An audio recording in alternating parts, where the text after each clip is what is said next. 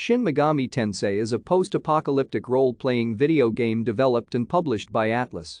Originally released for the Super Famicom in 1992 in Japan, it has been ported to multiple systems and eventually released in the West for iOS in 2014.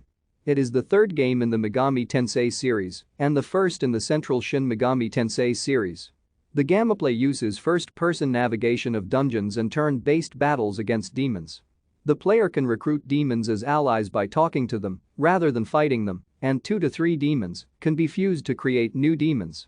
On July 8, 2020, Shin Megami Tensei got a Japanese exclusive port on the Nintendo Switch SNES games library.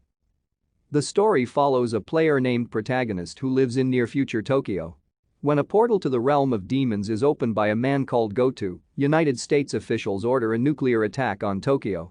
Transported with 2 other supporting characters 30 years into the future, the protagonist finds the Earth ruined by a demon invasion, which is now the stage for an escalating conflict between the Order of Messiah and the Ring of Gaia, conflicting cults who wish to bring about kingdoms for their respective patron deities.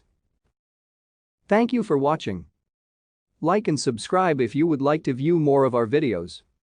Have a nice day.